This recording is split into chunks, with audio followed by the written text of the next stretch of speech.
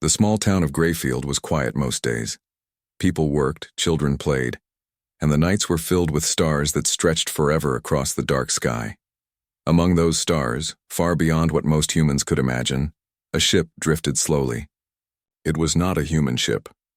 Its shape was smooth like a silver teardrop, and inside it, a lone alien girl sat, waiting for her mission to begin. Her name was Elara. She was not a soldier, not a leader, and not a spy. She had been trained for something much simpler: service. On her homeworld, the Order of the Caretakers had existed for centuries. They believed that serving others, caring for their homes, and protecting their peace was a holy duty. When her people made contact with Earth, Elara was chosen to become one of the first alien servants to live among humans. The humans did not know what to expect. Some feared her kind, some wanted to use them for science, and some simply ignored them. But when Elara arrived in Grayfield, she came with a soft smile and a promise in her heart. She wanted to help. The first meeting, the man who opened his door to her was Daniel Ward, a middle-aged teacher. He lived alone in a wide house on the edge of town. His wife had passed away years ago, and his children were grown and living far away. The house often felt too large, too empty. When the Earth Council asked if he would host an alien guest as part of the cultural exchange program, he agreed. He expected a scientist or a diplomat, not a maid. When he saw Elara standing on his doorstep, he was surprised. She looked almost human, but not quite. Her skin carried a soft blue glow, like moonlight on water. Her hair fell straight and silver, shining brighter than any metal. Her eyes were large, golden, and seemed to notice everything at once. She wore a simple uniform, plain but elegant, with symbols of her caretaker order stitched across the sleeves. "Good evening," Daniel said carefully, unsure how to speak to her. Elara bowed her head gently. "I am Elara of the caretakers. I have come to serve and to learn. May I enter your home?" Her voice was calm, her words clear, though her accent carried a strange rhythm. Daniel stepped aside. "Please come in." As she entered, her eyes scanned every corner of the house, not in judgment but in curiosity. She seemed to feel the spaces, to notice the dust on the shelves, the empty chair in the corner, the photographs of Daniel's family that lined the walls. She paused at one picture, a smiling woman with kind eyes holding two children. "Your mate?" Elara asked, softly. Daniel nodded. "She passed away, long ago." Elara placed her hand over her chest in respect. "Her spirit is honored here. I will keep this house in peace for her memory and for yours." Daniel did not know how to answer. He only nodded again, though something warm stirred in his heart. Strange but gentle. The first days with Elara were unusual. She cleaned the house, with a care Daniel had not seen in years. She moved quietly, her steps almost without sound, and she hummed in her alien language while she worked. She cooked too, though her meals were strange mixtures of human ingredients with alien spices she carried. The food tasted different, but not unpleasant. At night she would sit near the window, staring at the stars. Daniel asked her once what she thought about. She answered, "I wonder which star shines on my mother's garden. I wonder if she can still see me. And I wonder if your people will ever see what I see." Her words were simple, but they carried weight. Daniel found himself listening more and speaking more. He told her about Earth, about history, about music, and about the little joys of human life. She listened with endless patience, as though every story mattered. Whispers in the town. Not everyone in Grayfield was happy about her presence. Some neighbors whispered that aliens did not belong among humans. Others said she was dangerous, that she might be spying for her people. Children were curious but afraid, hiding behind trees when she walked through the town. One afternoon, while shopping at the local market, Elara picked up an apple with wide-eyed wonder. She turned it over in her hand, as if studying a jewel. An old man muttered loudly, "Alien hands shouldn't touch human food." Daniel stepped forward, his voice calm but firm. "She's welcome here. She has the right to learn, same as anyone else." Elara lowered her head politely and returned. The apple. But Daniel noticed the sadness in her golden eyes. Later, when they returned home, she whispered, "It is not easy to be a guest where you are not wanted." Daniel looked at her for a long moment. "It's not easy to be different anywhere. But you're not alone here. Remember that." The first sign of trouble for weeks, life settled into a rhythm. Elara worked with quiet devotion, and Daniel found himself feeling less lonely. But beneath the peace, something darker stirred. One night, as Elara stood near the window gazing at the stars, she saw a flicker of light in the sky. At first, she thought it was a falling star, but the light did not fade. It grew brighter, sharper, and then vanished. Her golden eyes narrowed. She had seen lights like that before long ago during training. They belonged to ships, but not caretaker ships. The next day, news spread across the town. Strange signals had been detected near Earth's orbit. The council was silent about the matter, but rumors ran wild. Some said it was pirates. Some said it was another alien species. Some whispered it might even be hostile. That night, Elara spoke to Daniel. "If danger comes, you must promise me something. You must let me protect this home." Daniel frowned. "Protect it? You're not a soldier. You said yourself you were trained only as a caretaker." Her golden eyes glowed faintly. "Caretakers are not only servants. We keep balance. We guard what is precious. I may not carry weapons, but I carry knowledge, and knowledge can shield more than steel." Daniel studied her, and for the first time he wondered if this quiet alien maid carried more secrets than she revealed. A growing bond as days passed. The strange signals in orbit became harder to ignore. The council admitted that unknown ships were near, but they claimed there was no threat. Still, fear spread. People in Greyfield grew restless. Some began to blame Elara, saying her arrival had brought danger. Daniel defended her, but even he worried. Yet in those moments of doubt, Elara remained calm. She worked with the same quiet care. She spoke with the same gentle patience, and she treated Daniel not as a host, but as something more, perhaps a friend, perhaps even family. One evening, as a storm raged outside and lightning lit the skies, Daniel asked her, "Why did you come here, really? Was it only to serve?" Elara looked at him with her golden eyes. "I came because my order teaches that every life is worth protecting. And when I looked upon Earth, I saw a people who burn with fire inside, a fire that must not be lost." Her words struck him deeply, and in that moment, he realized this was not only about service. This was about something larger, something that would soon test both her and humanity. Because beyond the storm, beyond the clouds, something in the sky was watching, and it was getting closer. The storm passed by morning, but the fear it left behind stayed. People in Greyfield looked up at the sky more often now.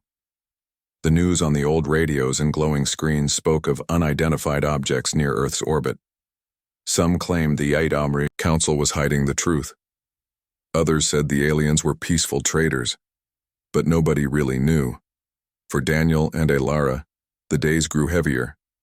The quiet peace of the house felt fragile, as if the walls could not keep out the worries that drifted in from the world outside. Whispers in the market. At the town market, Daniel noticed more people watching them. Elara walked carefully, her head lowered, her silver hair gleaming in the sun. She chose fruits, bread, and milk with care, but every step brought more stares. One woman muttered to her friend, "She came, and now ships are in the sky. Coincidence?" "I don't think so," another man whispered. "They sent her to open the door for the others. We should send her away." Daniel clenched his jaw but said nothing until one boy, no older than 12, stepped in front of Elara. His eyes were sharp, his hands clenched. "You don't belong here. My father says you'll betray us." The crowd went quiet. Elara bent down slowly, her golden eyes soft. "I do not wish harm," she said. "I came only to serve, to help." The boy spat at the ground. "Liar!" Daniel moved quickly, placing himself between them. That's enough. She's my guest, and under my roof she's protected. Go home. The boy hesitated, then turned and ran. The whispers grew louder, but nobody spoke directly again. On the walk home, Elara whispered, "The fear grows stronger. Fear can blind hearts. It can make friends into enemies." Daniel sighed. "And yet you're calm." She looked at him. "Because fear cannot guide me. My path is set by duty. I will stay until my duty is complete." The first signal that night, a strange sound woke Daniel. It was not thunder, not wind. It was a steady pulse, faint but clear, coming from the radio in his study. He stumbled out of bed, switched on the lamp, and leaned close. The old device flickered, and a voice, not human, echoed softly through the static. Elara appeared behind him, silent as a shadow. Her golden eyes widened. "That is not from Earth." Daniel frowned. "Can you understand it?" She listened, her head tilted, her lips moving as though she was translating in her mind. "It is a warning. They are saying, 'Prepare. We come for what is ours.'" Daniel's chest tightened. "Who are they?"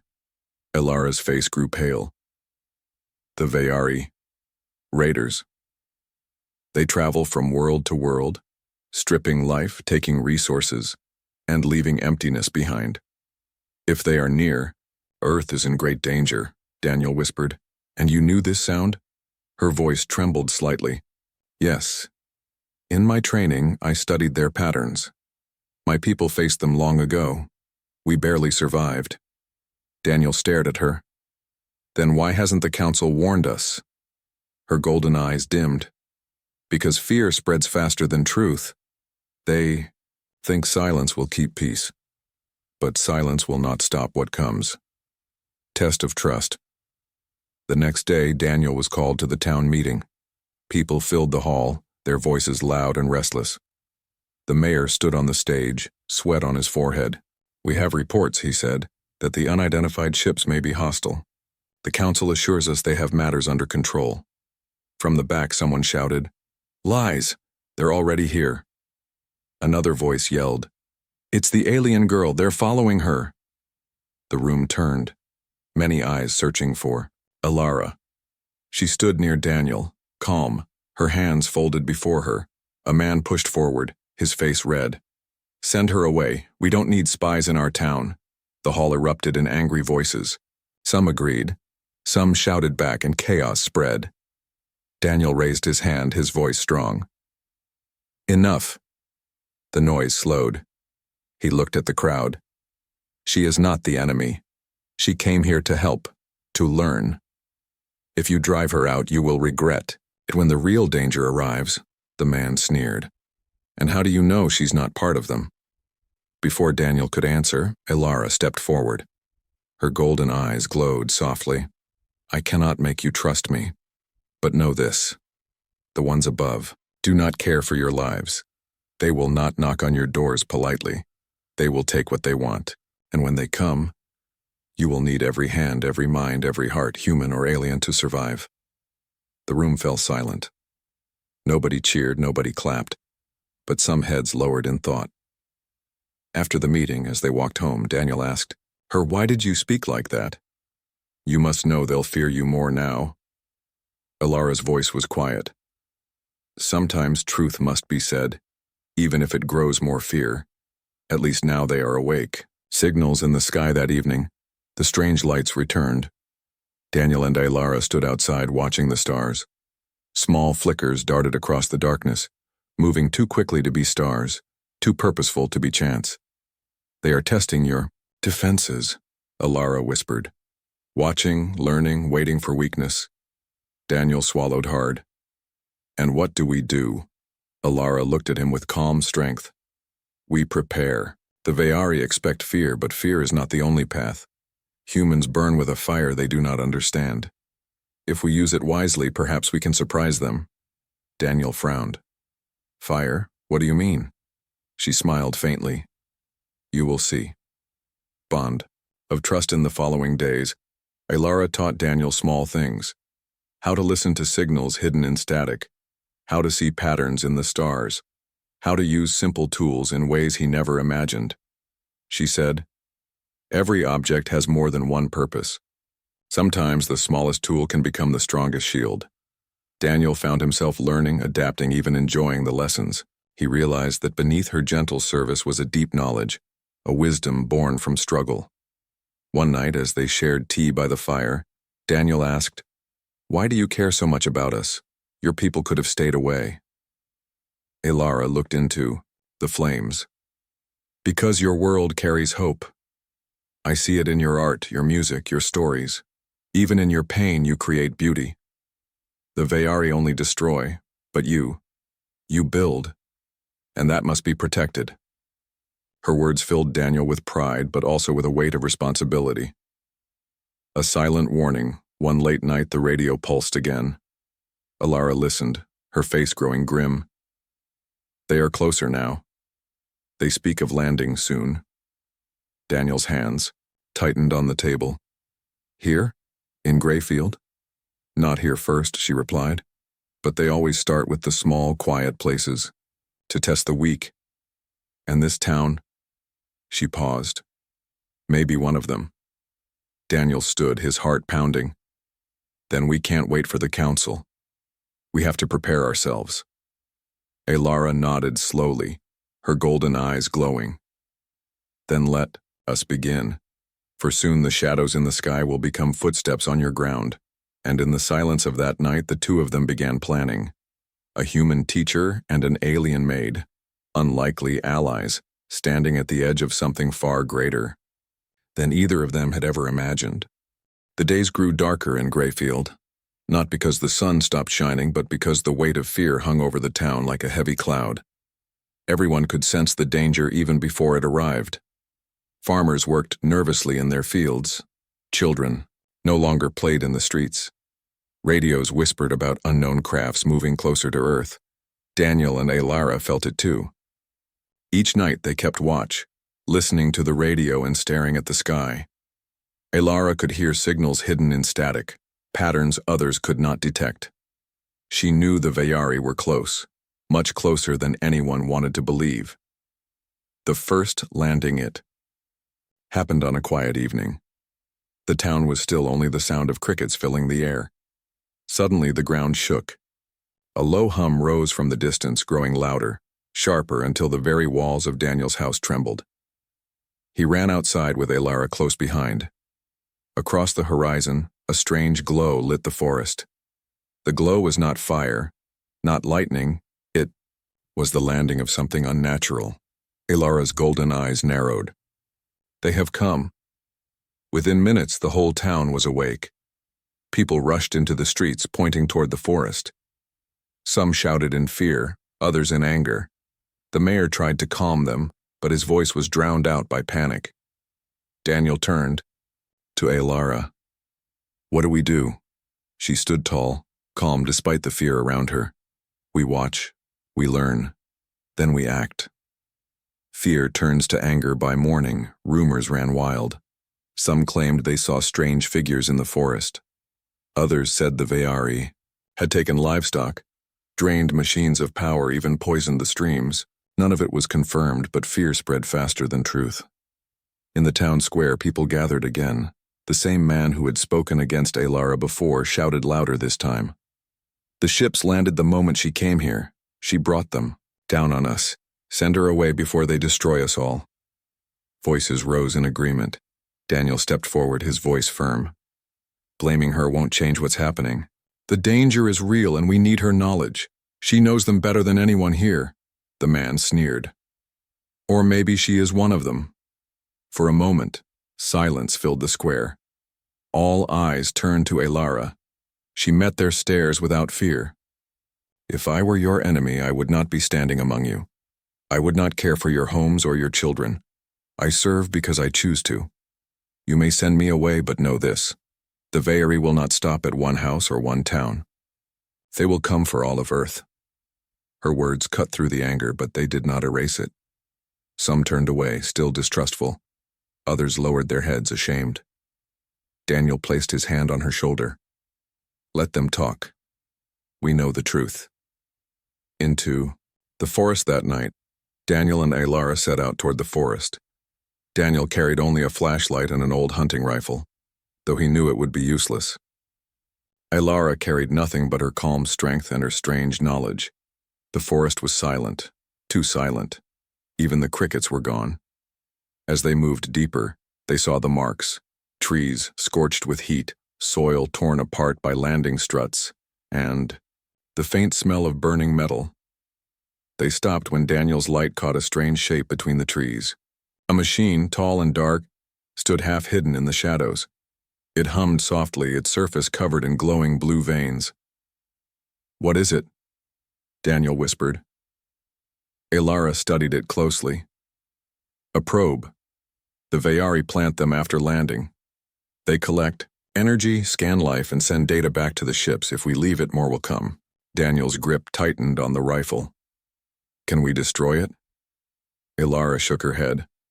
"Not with bullets, but perhaps with something else." She reached into her small satchel and pulled out a device no larger than her hand. It was silver, shaped like a stone and pulsed with faint light. "This is a disruptor. It can silence the probe, but once I use it, they will know we are resisting." Daniel hesitated. "And if we don't?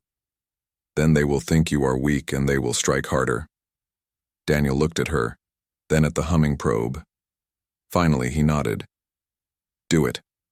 Alara pressed the device against the machine. For a moment, nothing happened. Then with a sharp crack, the glow vanished.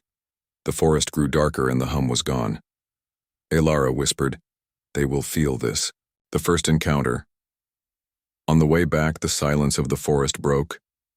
A sound sharp and unnatural echoed through the trees. Daniel raised his rifle, his hands shaking. From the shadows, figures emerged. They were tall, lean, and covered in dark armor that seemed to shimmer like liquid. Their faces were hidden, their eyes glowing red. The Veyari. Daniel's breath caught. He had seen many things in life, but nothing like this. The creatures moved like hunters, silent but deadly. Alara stepped forward, her voice calm but strong. "Stay behind me." One of the Veyari raised a weapon that glowed faintly. Alara lifted her hand, speaking quickly in her own language. For a moment, the Veyari paused, as if listening. Then, without warning, they fired. A bright bolt struck the ground near them, sending soil flying. Daniel stumbled back, but Alara remained firm. She pulled another device from her satchel, a thin rod that extended into a staff with a crackle of light. The Veyari advanced. Daniel fired his rifle, the sound echoing through the forest. The bullet struck one of them, but the armor absorbed it easily. The alien turned, its red eyes glowing brighter. Alara swung her staff. A flash of energy burst forth, forcing the nearest Veyari back. The others hesitated, then retreated into the shadows, disappearing as suddenly as they had come. Daniel stood frozen, his rifle shaking in his hands.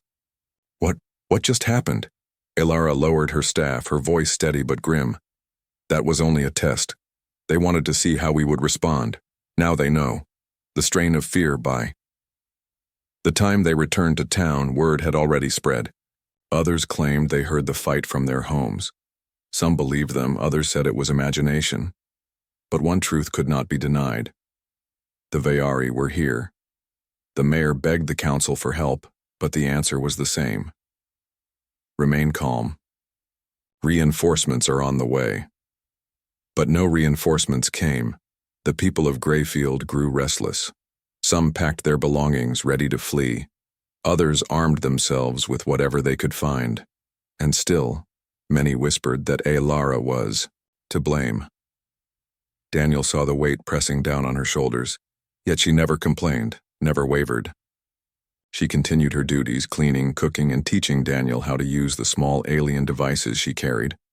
One evening, as she repaired the disruptor, Daniel asked softly, "Why stay? Why not leave before they come in full?" Alara looked at him, her golden eyes shining in the firelight. "Because I chose this home, and because you do not yet see the strength you carry. If I leave, the fire inside you may go out. But if I stay, perhaps it will burn brighter. Daniel did not answer, but deep inside, he felt something stir. The struggle deepens. The next night, more lights filled the sky. The ships above were no longer hiding. Their shapes could be seen like shadows against the stars. Ailara's voice was grim. They are preparing to land in greater numbers. Daniel clenched his fists. Then we fight. Ailara placed her hand on his shoulder. Not with anger, with wisdom, with unity. The Veyari expect you to scatter, to surrender. But if you stand together, you may surprise them. Her words became a quiet strength in Daniel's heart. He looked at the town, at the frightened faces of his neighbors, and he realized the truth. The struggle was no longer about one alien maid or one lonely man. It was about humanity itself, and the fight was only beginning. The town of Greyfield had not seen sleep in weeks. Fear had become part of life. Even in daylight, shadows seemed longer, and every sound could signal danger. The people had barricaded their homes, watched the sky, and whispered among themselves. But for Daniel and Ailara, the fear was only part of the challenge. They had to prepare for the day when the Veyari would no longer test, but attack. Ailara moved with calm precision, teaching Daniel and a small group of brave townspeople what she knew. She showed them how to detect signals, read patterns in the ships above, and use the alien devices she carried. Each lesson, though small, built confidence. Daniel could see the fire of determination growing in the eyes of his neighbors. A plan forms one evening. Ailara gathered the town's volunteers in the empty school gym. The Veyari expect humans to panic, she said, her voice steady and clear. They do not expect cleverness. They do not expect courage, but that is exactly what we will give them. Daniel stepped forward. What do you mean? She held up a small device, pulsing faintly in the dim light. This disruptor can confuse their ship's sensors. If we place several of these around the town, their machines will see shadows where there are none and open spaces where they are blocked. It will give us time. A murmur spread through the crowd. One man spoke up, skeptical. And what about when they land? They're soldiers. They underestimate you, Ailara interrupted. The Veyari believe humans are weak, easily frightened and slow to act. They are wrong. You are fast. You are creative. You fight not only for survival, but for love, family, and home. That is power they cannot understand. Daniel felt a rush of pride. He looked at his neighbors, at the once fearful faces now set with determination. For the first time, hope sparked in the town of Greyfield. The first strike night fell, thick and quiet. The stars above seemed unusually bright, but Daniel knew the Veyari ships had already positioned themselves in orbit. Ailara and the volunteers spread the disruptors throughout the town, hiding them in the forest, in abandoned buildings, and even beneath the roads. Once I activate them, she whispered, the Veyari will see illusions. They will be confused. That is when you must act. Daniel nodded. We're ready. As the first ship descended, the town held its breath. Lights flickered across the sky. Then the ship hovered above the forest, scanning. Ailara activated the disruptors. Immediately, the sensors of the Veyari malfunctioned. They saw phantom streets, phantom houses, and empty fields where humans had taken cover. Confusion spread among the enemy, and they communicated in sharp alien clicks. That is our moment, Ailara said. The townspeople, armed with simple weapons and the courage of desperation, moved quietly. Daniel led a small group to secure the landing zones, placing barriers and traps where the Veyari would not expect them. Cleverness over strength. When the first group of Veyari soldiers landed, they expected humans to run. Instead, they encountered shadows, false paths, and sudden obstructions. The disruptors worked perfectly, confusing their sensors. Ailara guided the townspeople from a high vantage point. Aim for the joints of their armor. Avoid the head. Use nets, barricades, and quick thinking. Don't fight like them. Fight like humans. Daniel could hardly believe his eyes. Ordinary farmers and teachers, people who had never faced combat. moved with courage and intelligence. One young woman dropped a weighted net from above, tangling a Veyari soldier. A man rolled a barrel filled with water toward another, short-circuiting its armor with the liquid. Even Daniel, armed only with improvised weapons, managed to trip a soldier, sending it crashing to the ground. All around him, humans were doing what no one, not even the Veyari, expected, surviving and striking back with creativity. Ilara's power. Meanwhile, Ilara herself moved through the battlefield with grace. Her devices created fields of energy that temporarily disabled the Veyari weapons, allowing humans to advance safely. Every move she made was precise, every decision calculated. She was not a fighter in the traditional sense, but she commanded the field like a general.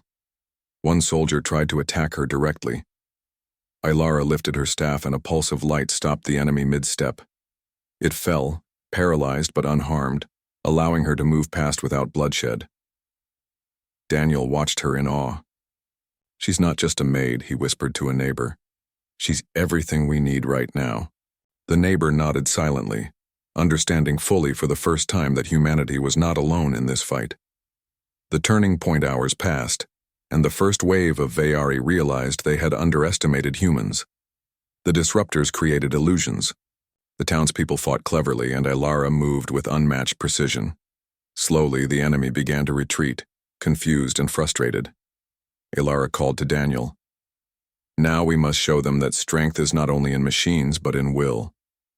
Using the last disruptor, she created a massive field of energy that covered the center of town. Lights flashed and shimmered, projecting hundreds of images of humans in motion, making the Veyari believe they were facing a much larger force. Panic rippled through the alien ranks. Daniel led the final push. The townspeople emerged from hiding, moving in perfect coordination. Veyari soldiers, already disoriented by the illusions, fled back to their ships. For the first time, the humans had gained the upper hand. The cost of Victory Greyfield was not unscathed. Houses were damaged, trees scorched, and many of the brave townspeople were exhausted, some injured. But they had survived. More importantly, they had learned that fear could be overcome with intelligence, courage, and unity. Ilara stood among them, calm as always, but even she allowed herself a small smile. "You did not just survive," she said. "You fought, you protected your home, and you surprised your enemy. You have fire inside you, just as I said." Daniel looked around at the tired but proud faces of his neighbors. He saw hope where there had been fear. He saw courage where there had been doubt. And he saw in Ilara not just a servant, but a partner, a guide and a friend, a new respect at night. As the town settled into uneasy rest, Daniel and Ilara stood on the hill overlooking Greyfield. The stars were bright, but one ship remained in orbit observing. It seemed larger, more cautious, as if the Veyari were beginning to understand that humans were not simple prey. "They will return," Ilara said softly. "But they now know the truth. Humans are not weak. They are clever, resourceful, and unyielding. And they have allies they do not fully understand yet." Daniel nodded. "We will be ready." She looked at him with golden eyes. "You will do more than survive. You will inspire. Others will see this town and know that humanity is capable of standing against the impossible." Daniel felt a surge of pride. For the first time in weeks, he slept with a sense of hope. The town had survived. The enemy had been challenged. And for the first time, the world might understand that humans, ordinary humans, were extraordinary. The night was quiet in Greyfield, but the calm was deceptive. Above, the Veyari had not disappeared entirely. One massive ship hovered, scanning, watching, as if measuring the human spirit before deciding whether to strike again. The town's survivors moved carefully among the damaged streets, repairing barricades, tending to the injured, and sharing quiet words of encouragement. Daniel walked beside Ilara. Her golden eyes scanned the horizon, alert for any sign of movement. "They are cautious now," she said softly. "They respect the fire in you, though they do not fully understand it. But respect alone will not keep your town safe forever. Daniel nodded. Then we must be ready. But I believe we can do this. We have to. Alara's expression softened. That belief is more powerful than any weapon. The council responds by morning. The Earth Council finally acknowledged the Vayari presence publicly. Their statement was careful. Unidentified ships have been observed near Earth. Local authorities are taking precautions. But the council also sent teams, scientists, and strategists to Greyfield, not soldiers, not weapons, but observers.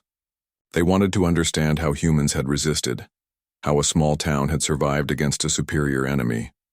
Daniel and Alara guided them through the streets, explaining the use of the disruptors, the placement of traps, and the courage of ordinary people.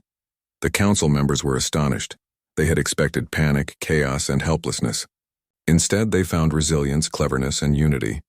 One observer whispered to another, "These humans, and they are extraordinary. I do not think the Vayari understand what they are facing." Alara overheard but did not comment. Her satisfaction was quiet, yet profound. The final challenge by afternoon, the massive Vayari ship above made its move. Smaller crafts descended toward the outskirts of Greyfield, testing the defenses again.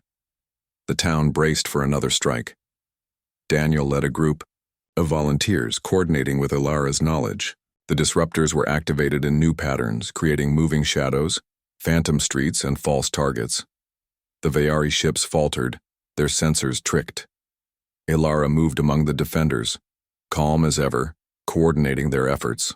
She guided Daniel to anticipate the ship's movements, to use the terrain to their advantage, and to think creatively. As the Vayari soldiers landed, the townspeople executed maneuvers they had never imagined they could.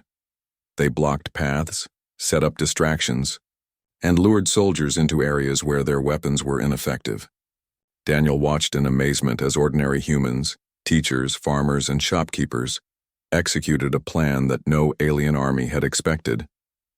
Cleverness Wins Alara activated a final disruptor at the center of town, projecting illusions so real that the Vayari soldiers hesitated, unsure which way to move. Daniel signaled the townspeople, and together they pressed forward in perfect coordination. A soldier stepped into an empty street, only to find himself surrounded by humans from all directions. Each move had been anticipated. The Vayari weaponry, powerful as it was, could not adapt to such unpredictability. Daniel realized something. The Vayari expected humans to fight with strength alone. They had forgotten creativity, intelligence, and courage, the very things that made humanity unique. Alara's voice cut through the air, calm but commanding. Do not strike blindly. Use your minds. Use your hearts. This is your strength. The soldiers faltered. One by one they withdrew, retreating toward their ships. The humans had not only defended themselves, they had outsmarted an enemy centuries ahead in technology. A town united, as the last of the Vayari crafts left, Greyfield erupted in quiet celebration. People hugged, some wept, and others simply stood, in disbelief at what they had accomplished. Daniel turned to Alara, his heart full of gratitude. "You did more than help us survive," he said softly. "You taught us how to be strong in ways we never knew we could." Alara smiled, a rare, soft expression that illuminated her features. "No, you did it yourselves. I only guided you. Humans carry a fire inside them that no alien can extinguish. You have learned it now, and you will never forget it." The people of Greyfield began to look at her differently. Fear was gone. Distrust melted into respect. Alara was no longer seen as an outsider. She was a guardian, a teacher, and a friend. A new understanding over. The next days, the council studied the town, noting everything: the disruptors, the traps, the clever tactics, and most of all, the human spirit. Reports were sent to leaders across the world. Earth was not weak. Humans were not prey. They were resourceful, inventive, and capable of standing against almost any threat if they united. Elara worked alongside scientists and strategists, sharing knowledge of the Veyari while respecting human methods. She spoke of her people, the caretakers, and their belief that service and protection were sacred. She encouraged the humans to trust in their own ingenuity, reminding them that courage, intelligence, and unity were their greatest weapons. Daniel watched, proud beyond words. His town, once fearful and divided, had become a symbol of what humanity could achieve when ordinary people refused to give in to fear. A quiet celebration. One evening, the town gathered at the hill overlooking Greyfield. The damage was still visible: scorched trees, broken fences, and burned-out fields. But life was returning. Children played quietly, neighbors shared meals, and laughter, small but genuine, returned to the streets. Elara and Daniel stood together, looking at the sky. The Veyari ships were gone, at least for now. "You've given them a message they will not forget," Daniel said. Elara's golden eyes glowed softly. "No, you gave them the message. I only reminded them of it. Humanity has fire inside it, fire they cannot understand. But that fire will protect this world." Daniel smiled. "Then our work is not done. We will prepare, learn, and grow. And if they return, we will meet them again." Elara nodded. "Yes. And when they come, they will find a world united, clever, and unyielding. That is the greatest strength of all." Hope for the future Greyfield began to rebuild. Houses were repaired, farms replanted, and the people grew stronger in spirit. The story of their courage spread to other towns, inspiring others to prepare, to unite, and to believe in themselves. The council continued to send observers, scientists, and scholars to learn from Greyfield, not as soldiers, but as students of human ingenuity. Elara remained in the town, no longer a guest or a servant, but a true partner of humanity. Daniel often found himself working beside her, learning more every day. He realized that strength was not only in weapons, not only in power, but in wisdom, courage, and heart.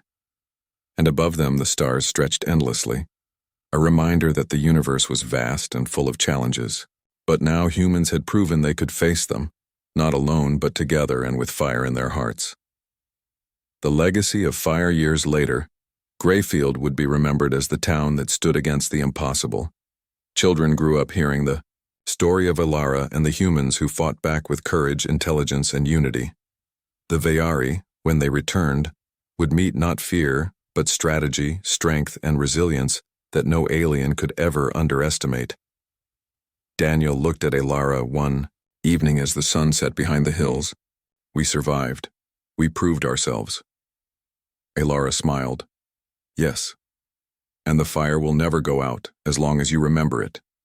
Humans are extraordinary. Never forget it. The town, the people, and the alien maid who had served humanity, together, they had faced the darkness, fought the impossible, and emerged victorious. And above them, the stars shone, brighter than ever, as if applauding the courage of a species that refused to be defeated."